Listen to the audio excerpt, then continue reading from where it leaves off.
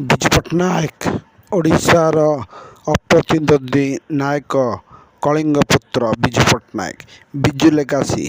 ଦୀର୍ଘ 24 ବର୍ଷ ହେଲା ନବୀନ ପଟ୍ଟନାୟକ ଓଡ଼ିଶାରେ ଶାସନ କରୁଛନ୍ତି।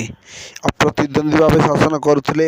ଏବେ ମୋହନ ମାଝୀ ତାଙ୍କୁ ପରାସ୍ତ କରି ତଳିତଳାନ୍ତ କରିଦେଇଛନ୍ତି।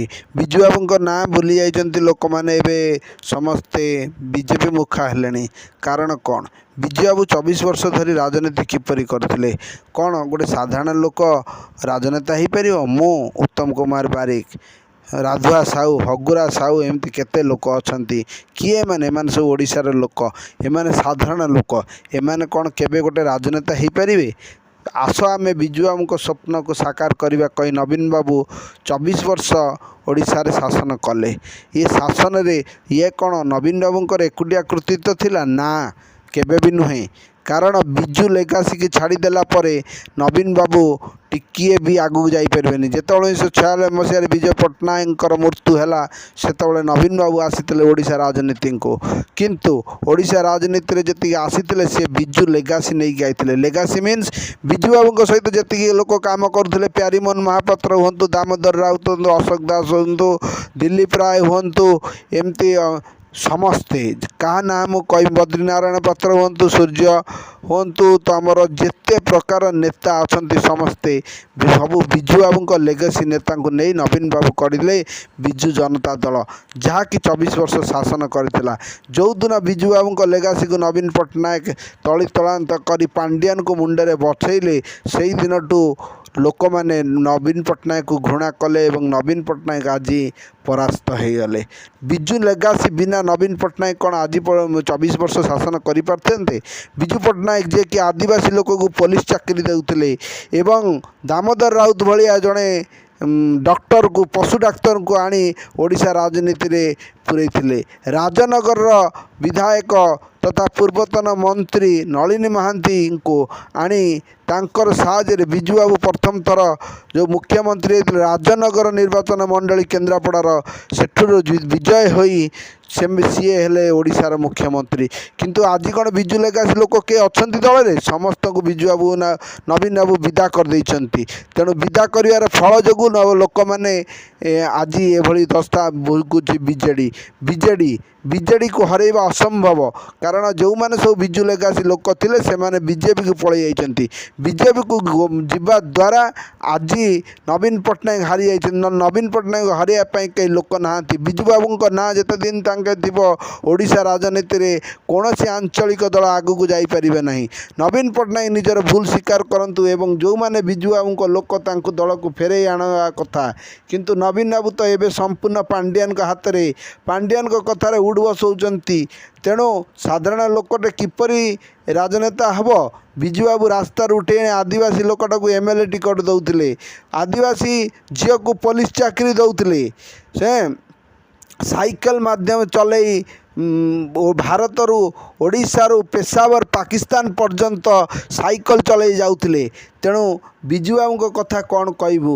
ବିଜୁବାବୁଙ୍କ ବିନା, ବିଜୁବାବୁଙ୍କ ନାଁରେ ବିଜୁ ଜନତା ଦଳ ହେଇପାରେ ନା।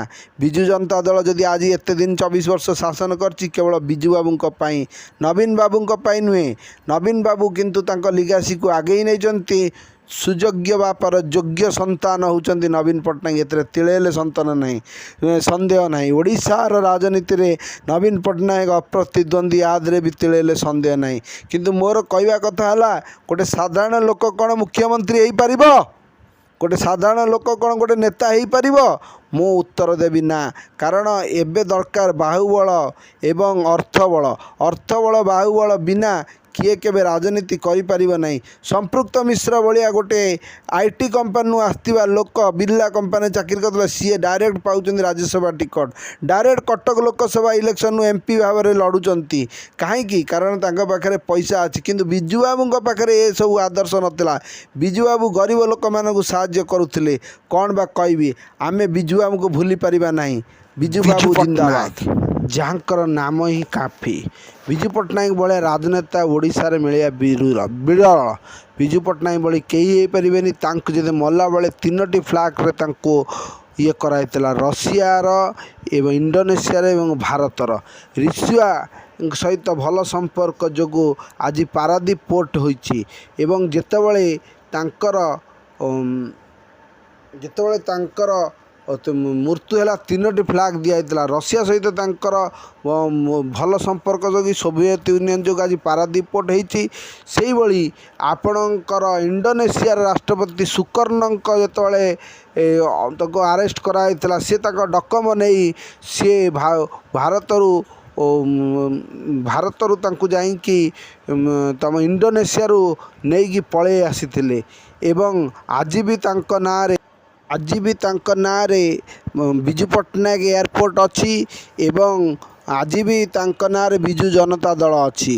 ବିଜୁ ପଟ୍ଟନାୟକ ଯିଏକି ଫ୍ରିଡମ୍ ଫାଇଟର ଥିଲେ, ସେଥିପାଇଁ ତାଙ୍କୁ ଜେଲ୍ ଯିବାକୁ ମଧ୍ୟ ପଡ଼ିଥିଲା ଏବଂ ସୁକର୍ଣ୍ଣକୁ ସିଏ ଇଣ୍ଡୋନେସିଆର ରାଷ୍ଟ୍ରପତିଙ୍କୁ ନିଜର ଡକମ ସାହାଯ୍ୟରେ ନେଇ ଆସିଥିଲେ ଭାରତ ଏବଂ ତାଙ୍କ ଜୀବନ ବଞ୍ଚେଇଥିଲେ ଏବଂ ରଷିଆ ସହିତ ସୋଭିଏତ ୟୁନିୟନ ସହିତ ଭଲ ସମ୍ପର୍କ ଯୋଗୁଁ ଆଜି ଭାରତରେ ସାଇଣ୍ଟିଫିକାଲ ଏବଂ ପଲିଟିକାଲ ଡେଭଲପମେଣ୍ଟ ହେଇଛି। ରଷିଆ ଆମର ବେଷ୍ଟ ଫ୍ରେଣ୍ଡ ହେଇକି ରହିଛି ଏବଂ ଆପଣଙ୍କର ରଷିଆର ଭାରତର ସମ୍ପର୍କ ବହୁତ ଭଲ ଅଛି ଏବଂ ଏଭଳି ରାଜନେତା ଯିଏକି ମାନେ ପୃଥିବୀ ସାରା ଲୋକ ଜାଣିଥିଲେ, ୱାର୍ଲଡ ରାଜନୀତିରେ ତାଙ୍କର ଦବଦବା ଥିଲା। ଏଭଳି ରାଜନେତା କାହାନ୍ତି ଏବେ ବିରଳ, ବିଜୁ ପଟ୍ଟନାୟକ ଆଉ ମିଳିବେ ନାହିଁ। ରାଜ୍ୟସଭା ପାଇଁ ଯେଉଁ ଟିକେଟ୍ ଦେଲେ ସମ୍ପୃକ୍ତ ମିଶ୍ର, ତାକୁ ପ୍ରତିବାଦ କରିଥିଲେ ପ୍ରଭାତ ବିଶ୍ୱାଳ। ସେ କ'ଣ ଭୁଲ କରିଥିଲେ? କ'ଣ ଆମ ଓଡ଼ିଶାରେ ଯିଏ ବିଜୁ ବାବୁଙ୍କ ଲୋକମାନେ କ'ଣ ଅଭାବ ଥିଲେ? ପ୍ରଭାତ ବିଶ୍ୱାଳ ହୁଅନ୍ତୁ, ବବି ଦାସ ହୁଅନ୍ତୁ, ଆପଣଙ୍କର ଆପଣଙ୍କର ପ୍ରତାପ ଜେନା ହୁଅନ୍ତୁ, ଏମାନେ ସମସ୍ତେ ହେଉଛନ୍ତି ବିଜୁ ବାବୁଙ୍କ ଲୋକ। କ'ଣ ଦରକାର ଥିଲା କଂଗ୍ରେସ ସହିତ ମେଣ୍ଟ କରିବା ପାଇଁ? ଲୋକମାନେ କ'ଣ ଆ ଦେହରେ ଖୁସି ହେବେ? କେତେ ଲୋକ ଅଛନ୍ତି, ବଦ୍ରିନାରାୟଣ ପାତ୍ର, କେତେ ବଡ଼ ବଡ଼ ଲୋକ। ପ୍ରଭାତ ବିଶ୍ୱାଳ ବହୁତ ଇଚ୍ଛା କରିଥିଲେ ରାଜ୍ୟସଭା ଯିବା ପାଇଁ। ଆପଣଙ୍କର ପ୍ରଫୁଲ୍ଲ ଘଡ଼େଇ ହୁଅନ୍ତୁ, ବରିଷ୍ଠ ନେତାମାନେ ଅଛନ୍ତି। କ'ଣ କାହାକୁ ନବୀନ ପଟ୍ଟନାୟକ ଭଲ ପାଇଲେନି? କେହି ପାଣ୍ଡିଆନ କଥାରେ ଯାହା ସିଏ ଉଠବସ୍ କହିବେ ସେଇଆ ହେବ। ସୌଭିକ ବିଶ୍ୱାଳଙ୍କୁ ଏବଂ ପ୍ରଭାତ ବିଶ୍ୱାଳଙ୍କୁ ବହୁତ ବାଧିଛି, କାରଣ ତାଙ୍କୁ ଯେଉଁଭଳି ଅପମାନ କରି ବିଜେଡ଼ିରୁ ବିଦା କରାହେଲା, ତା ଗ୍ରହଣଯୋଗ୍ୟ ନୁହେଁ। ବ୍ୟୁରୋ ରିପୋର୍ଟ, ଉତ୍ତମ ନ୍ୟୁଜ୍।